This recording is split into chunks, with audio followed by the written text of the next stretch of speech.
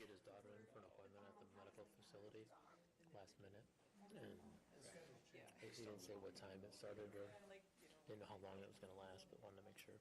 So that's how he framed it in the message he left me. Ball had it was always interesting to see the skin, or normally it's really. I guess they found actual cancer this time, and they took more, which required a special type of skin graft. That's he had it done on Thursday, but still healing with that. Yeah. My sales guy's going in. Texas is going in for that tomorrow. Yeah. So I think he's. It's a big deal. They do a slice, and then they run it to the microscope, and they look to see if there's still, and then they do another, and then they run back to the micro, and they just keep going. Yeah. Also, it took them 3 iterations before they got everything, and then the skin graft somehow comes from the forehead, shoots down and covers it for a while, inverted, and then if it's healing and doing its thing, it goes in for a second round or something. Okay. And between that and Alice's knee, one down, one to go, I think. So. Yeah, she's coming along pretty well. So Read it done about 2 weeks. yeah. So note that those two won't be here. All right. It's 4 o'clock. Google says it's 4 o'clock. Let's call our meeting to order. Harry, can you take the roll, please? Yes, Mr. Ebro. Here. Mr. Miller. Here. Ms. Tompkins. Here. Mr. O'Reilly's absent. Mr. Borkman is here. Mr. O'Reilly's absent. Mr. Paschal here is here. And we have utility staff this afternoon. Very good. Thank you. And both Paul and Mike did give us heads notice, so they have conflicts. Mike may join us. Very good. Nick, was the meeting appropriately noticed? Yes, it was. Thank you. Number 3, public comment period. At this time, the commission would recognize members of the public who have a desire to speak. Do we have any members of the public? Seeing none. Number 4, commissioner and staff comments. Any commissioner comments before we start? Any staff comments today? No, none tonight. None tonight. The statement of work for the audit. Number 5. Yes, so CLA began a new process associated with their audit statement of work, including an approval and a sign-off by the commission president.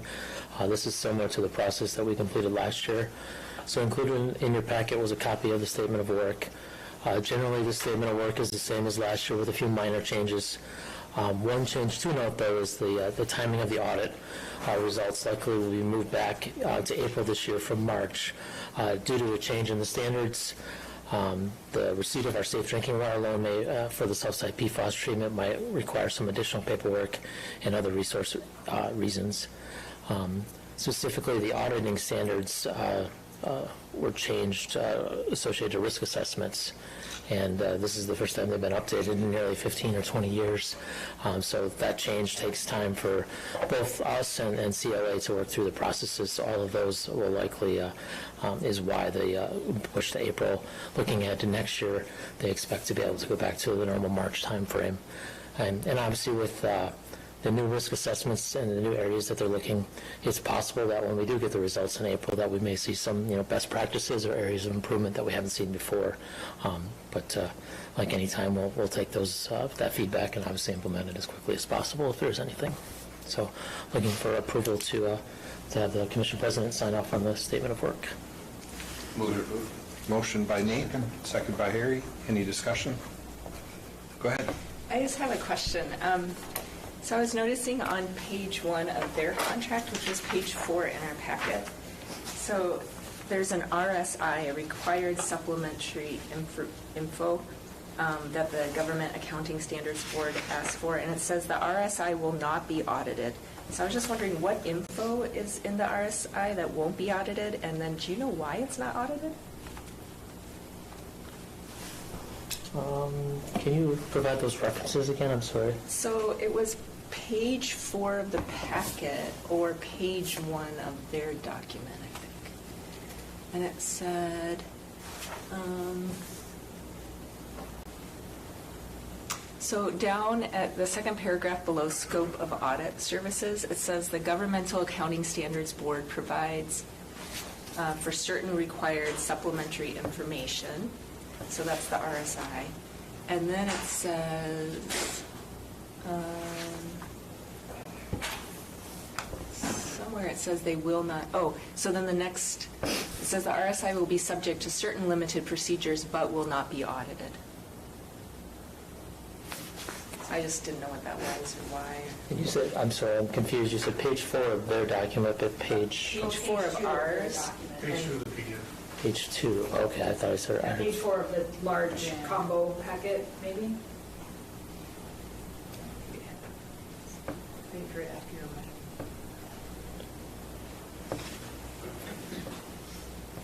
Give me your hard copy.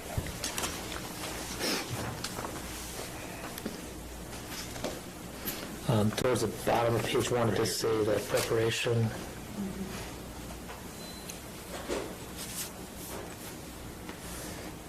Preparation of required supplemental information. Yeah, okay, I see.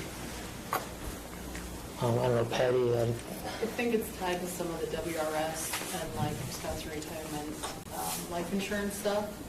And their schedules that the auditors always put together. I'd have to look into it more to see exactly what it is. Something we have for like internal financials, only for the audited financials. But I can look into it more. Seems to me, if I recall, it's more strictly devoted to financial statement audits rather than a full in-depth internal control type of audit, which is very, very comprehensive. Yes, that's the type of audit that we're having done. I don't know that that's the answer to the question related to the mandatory sheet. Yeah.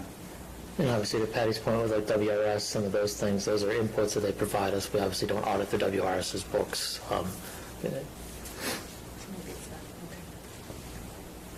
Okay. With that question, we still have a motion and a second. Any other discussion?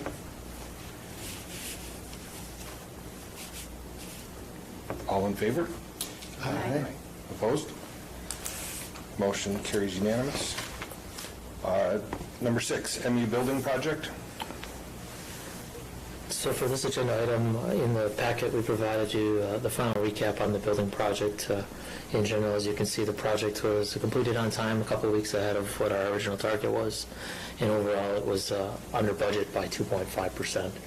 So overall, I would label the project as a success and completed at ideal timing, which resulted in savings from a construction perspective and also from a borrowing perspective. So just wanted to provide, a wrap-up on that project now that it's fully complete. And welcome any questions you may have. No questions. Just No good job. questions, yeah. The whole team. Yes. Yeah, I would agree. Yeah, given the what we've seen for other estimates for projects that are more recent, it's we couldn't it's like we won the lottery in some regards. Just got really lucky. So I'll take lucky. yes, skill, yeah, a lot of those things, right? There you go. All right. Any other comments on the building project? Thank you for the wrap-up. We've been waiting for that. Mm-hmm. Number 7, the strategic plan quarterly update. Yes, so each month we provide a quarterly update on our strategic plan activity, just to give those that are a little bit newer to the commission a little bit of framework. The commission has a strategic plan that started in been through multiple versions, but the current one started in 2022 and runs through the end of next year. So sometime next summer we'll be going through the process again of updating our strategic plan. In the framework of the plan, the commission gets together and they generally set the mission, the vision, the value of statements, and objectives with the staff's help. And then from there, staff develop the initiatives, and that's what we're providing you an update on tonight. And you'll see there's those that are green that have been completed in their entirety, and then the red just denotes that there's changes since the last quarter where there's been activity. Generally, the percentage is something that we're changing as we're completing more of the objective, and then also providing a little bit of narrative on some of the activities that are related to it. So this is just an update, and welcome any questions you might have. Questions? Natasha? First of all, this was amazing. to read this, so good job. I love it. So I just had a few questions. You're going to be making some conservation videos this summer, it looked like, for community outreach. We have Yeah, go done ahead. a lot of recording and stuff like that. There's more editing that I can do with the footage to release more videos. Okay. I think that's a great idea, and I'm just wondering if, like, maybe the city could post them on their website, or just a broader reach, you know, for I people. do let them know when we put that stuff out and share it on our social media so that they have the opportunity to share the posts too. Oh, good. I would love to share it on mine too, so we'll talk about that. Yeah. So, yeah, I think I love that you guys are doing that, just helping people have lower bills. That's wonderful. And then, I don't know so I noticed that the utility wasn't at goal for cash on hand, and is this an appropriate place to ask what the goal is? Yeah, and it's actually in one of the commission governance documents that we'll get to down the road, but the target is 300 days of cash on hand. And I think right now we're in the 250 range. Granted, that is reassessed on an annual basis, but yeah, that's generally where the financials sitting right now. Those are my questions. Thank you. Any other questions? Very good, and that's information only. So moving on, number 8, GLU update. Yeah, so in the packet provides you a memo of the activities that have been going on with Great Lakes Utilities, a summary of numerous items. I guess just generally to sum it up, that things are continuing to move forward and going smoothly. So. A lot of activities. That's a whole Yes. Yeah, it's been a busy, yes.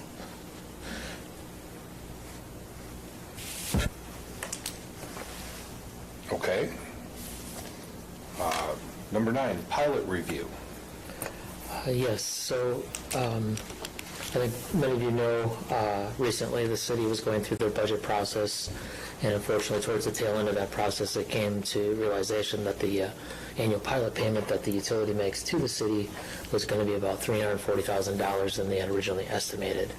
And we brought this on the agenda tonight just so to give more visibility to this body and obviously those that watch the video so they can understand the pilot and what it, why we have it and why the reduction. The pilot is a payment in lieu of tax, and it's based on the utilities plant value, so what the actual value of like our facilities are, both on electric and water within the city limits. And the pilot is a tax that's determined by state statutes and by the Wisconsin Administrative Code, Public Service Commission Administrative Code. And the only part in that process that the utility actually controls is our plant value. So in the spreadsheet that I provide, you can see that our plant value continuously goes up a couple $1 million every year. And that makes sense because that correlates with our annual capital investment. As you think about it, we're rebuilding infrastructure that's 40 to 80 years old. It's coming off the books at pennies, and we're replacing it with dollars, if you will, in the cost of the new infrastructure. So that's why you're seeing that the plant value increase. Then as far as the other parts, the other couple variables, they're all the tax rates. So you have the city tax rate, the school district tax rate, and then the tech school tax rate, along with the lottery credit and the assessment ratio. Those are all the components that are boiled together and then multiply times the plant value to come up with the actual pilot payment. When you look at the city, when you look at the assessment ratio compared to the tax rate, they kind of complement each other. As we've seen last year, the tax rate was low, or I'm sorry, was high, the assessment ratio was low. This year that was flipped, but ultimately equalizes to about the same. Where the change happened this year is the school district. As you may remember, last year they were going in for a referendum, or earlier this year I should say, and in preparation of that they had paid off debt. And because the referendum did not pass, their effective tax rate went down a considerable amount. And that's what ultimately led, that coupled with a little bit of the tech school reduction in tax rate, is what led to the reduction in the pilot payment to the city. Just from a perspective of timing, what normally happens is, like for instance, the city's tax rate isn't known until the city council passes the budget. So in December every year, Patty would get the information from the city and they would provide us all the tax rates and also the assess ratio. Then we would provide the actual pilot amount. Typically, if you look at the past, the years, you'll see that there's variation in year to year, but not to the degree that we saw this year. So that, in December, we would get updated rates so that we knew what the actual pilot payment was going to be. Then in January, Patty goes through and she'll forecast next year's pilot payment. But again, it'll be based on this year's tax rates. And that's really the process in its entirety. So that's kind of how it works. And unfortunately, the timing of when the tax rates are known compared to when the city budget's occurring, unfortunately, there isn't, there's an offset there, and that's why it's, the council's nearly through the process and having to make adjustments. So yeah, I guess I'll welcome any comments or discussion. Questions, comments? Has anybody considered what, had the school referendum last year passed, what effect it would have had on this year's tax rate? The tax rate now is half of what it was last year. A couple things. Did anybody go through that calculation? No, unfortunately, we didn't. And just to when you say half, keep in mind that it is factored by the assessment ratio. So the city's, or the raw rate for the school district, I think, was, if I remember right, 7.79 cents per thousand. This year it's going to be 5.11, and you can see on there that it's like 5.05, and that's because of the assessment ratio is what modifies that value, so it gets corrected. No, unfortunately, I didn't pilot his taxes, so it's not one of those things we, Patty does the forecast that based on numbers from last year, but we didn't get into the I don't know if the referendum would have passed. Was there actually, there probably was a forecast of what the rate would have been, but yeah. Sounds like it wouldn't have made that much of a difference. You think so? Yeah, I don't remember how much the money was for the referendum. And I would say that all those numbers, the city actually gets them from the county through some process. Patty showed me some emails with some attachments that come from some system. I'm not sure what it is, but that's how we get fed the information to update the actual rates. Nate? Nick, do you know, is that the equivalent, the utility total plan value, is that the equivalent to the estimated fair market value? Like they give you two values on your personal property or your personal house. Is that the similar comparison then? No. So yeah, there you have, with the city in your taxation, you have a fair market and your assessed value. Here it's the raw value of the actual asset. So earlier I showed you the asset, the cost of the building project. That's the raw value of the utility plant for the building. And that's what all totals up to the total utility plant. So every pole we put in the ground, every water main we put in, it's those actual costs that we put into the ledger that ultimately equal the total utility plant. Is it the true asset value, or is it the depreciated basis each year? It is the true undepreciated value. Okay. Double checking with Patty, but yes. Yeah, there's no depreciation impact on the utility plant that's used for the pilot calculation. Okay. So that means that the building will be taxed at that sum of the three tax rates every year for 50 years, or however long it's here. So why would a replacement of pipes that exist there increase if it doesn't have a depreciation? You know what I mean? Yeah, so if you think about a water main project, for instance, it's in the utility plant based on the cost when it was put in. So if it was put in, let's say, 100 years ago, and it cost $100 to put in this piece of pipe on the utility plant, Patty's team, and now it's replaced this year, that $100 is retired and replaced with $1,000 or $5,000, whatever the new cost is. The appreciated cost value almost, the difference in appreciation. Yeah. What it costs, yeah. Okay.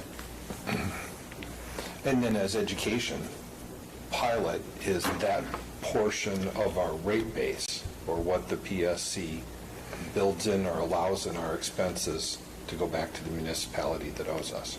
Okay. Yeah, I mean, I think over the years I've heard it's a forever TIF in some Yes. regards because it's used with the same rate components. Obviously, the difference is a little bit in the fact that it's based on the actual value and not a assessed value or for market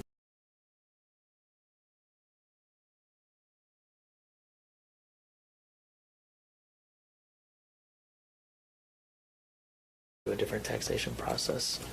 And there's one more point that I was going to make, and I lost it in my head. Any other questions while Nick thinks about it? Just to confirm, the city actually would get more revenue as it is now versus if it was owned by a private company of some sort, because then they would have to pay the school part of it versus the city gets to keep the school part of it, if that's correct, right? You mean if this was an IOU instead of the municipal? Yeah. At that point, it doesn't even go through this types of taxation. It goes through a different means, and it actually goes down to the Department of Revenue, and then a slice of pie comes up.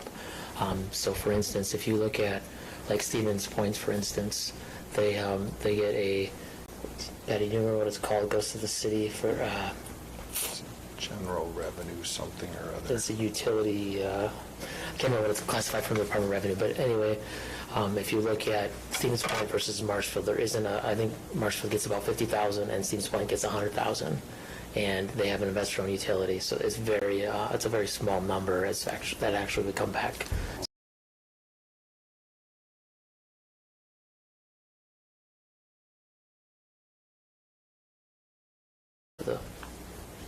To the city for So the $2 pilot. million might be an extra 50,000?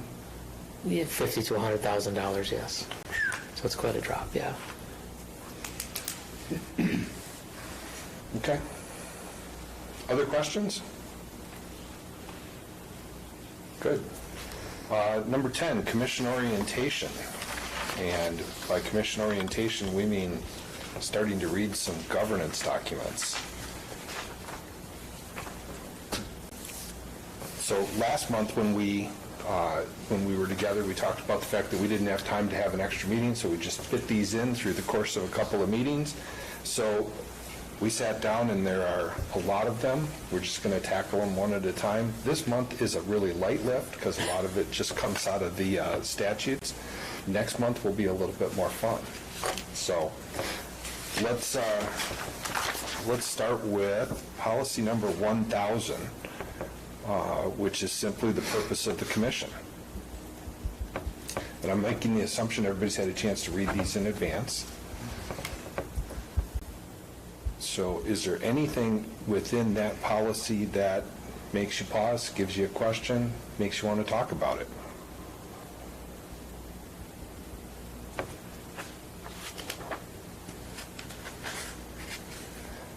Big things that you'll see over and over again are we constantly are talking about our three groups of stakeholders, in that it's the city and the city, corporate city, the community, and our ratepayers.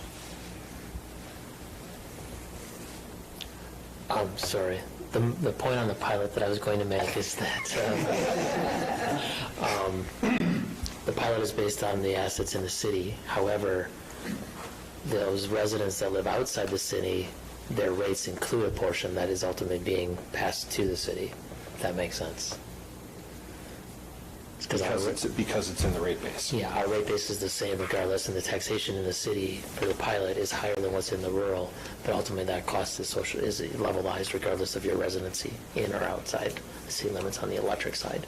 Obviously, we don't have any water customers that are outside the city limits. Sorry. Thanks for the detour. Sorry. That was an important point. Okay.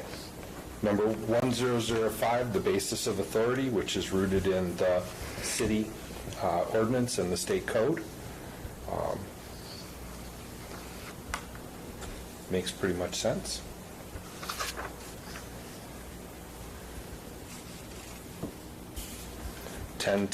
Adoption or amendment of commission policies. Everything we do at the commission level is policy-based, and this talks about how we make changes and how you can put something on the agenda. We like to have those things as a policy basis discussion. So can you clarify, because I was reading in here that to get it on the agenda, there was a few steps. Like first you had to get, where was it? Was it 2 people? What was that?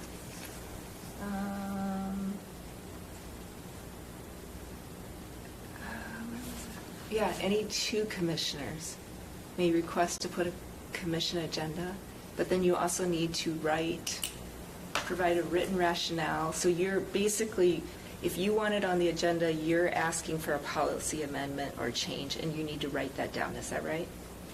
Essentially, you're bringing a policy for discussion or for amendment. And you can do that by taking it to the general manager, or, the two commissioners is meant to be, say you've got something and you come to the chair for putting it on the agenda. Because Nick and the general manager and the chair are the ones that are making the agenda each month. And if people aren't super good at writing policies, is there help for making? It doesn't have to be final form. Okay. We've had good practice, so we're... Concept is important. Okay.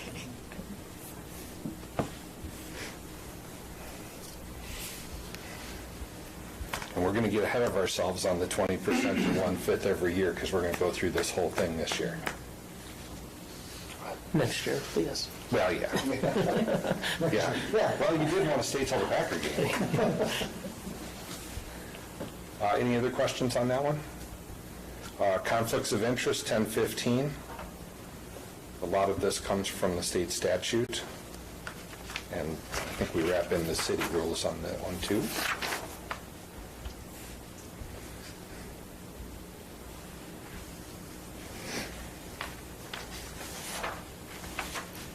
Being that everybody new is from the city council or former city council, you're probably very familiar with that. Number 1020, Code of Conduct. I don't know, does the city council have such a thing? That's a good question. This one might be new and it might not, I don't know.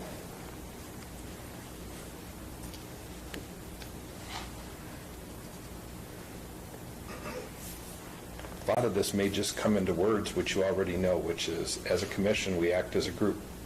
Any one of us is no authority whatsoever.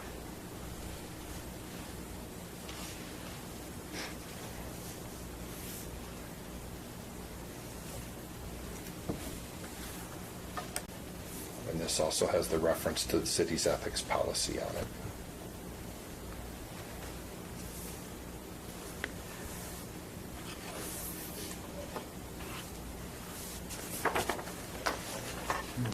Any questions, comments, concerns, changes you might like to see?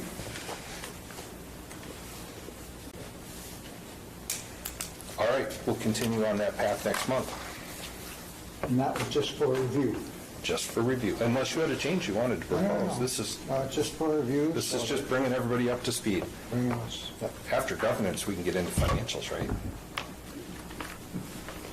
And just to note, as I mentioned in the memo, so what I'll do now is we'll update the adoption dates, the revision dates and the review dates according to this date. And then if in the future there's one where you guys have changes or want to have more discussion, then we can pause, bring them back to future meetings, whatever the body wishes. Number 11, job orders. I didn't see any. Yeah, none tonight. Bills and payroll. Sorry. We're looking at job order. It's okay. Bills have been reviewed and certified good for payment. Thank you. Is there a motion to pay the bills and payroll? By Nick? Second by Natasha. Any discussion or question? All in favor? Aye. Opposed? Motion carries unanimous. Number 13, previous meeting minutes. We had 3 meetings we have to approve the minutes at. The commission meeting on November 13th of 23, the joint meetings with the council on November 14th and November 21st. Is there a motion to approve all 3? Make a motion to approve all By Mike? Second by Nick. Any changes? All in favor of approval? Aye. Opposed? Motion carries unanimous. Financial reports. Included this month are the November cash reports and the October financial statements. Do you have any questions? who's got questions on the financial statements, like that really big outflow of money for bond interest? Yes, I saw that. $3 million? Yeah, so we, principal and interest is this month, the time of year, and then in May or April? May. we Twice a year? we have an interest-only payment, so you'll see those in the financials in May. And we put money into cash reserve year-round so that, yep. Any other questions? Okay, number 15, approval to go into closed session per Wisconsin State Statute 19.851E, deliberating or negotiating the purchase of public property and invest in public funds or conducting other specified public business whenever competitive or bargaining reasons require a closed session for the purpose of discussing wholesale power supply contract, and approval to go into closed session for 19.851E for the purpose of discussing 1210 South Oaks property. Is there a motion to go into closed session? I move to go into closed By session. Natasha. Second by Nate. Do I need a roll call on that? I can never remember. I don't think so. No? Okay.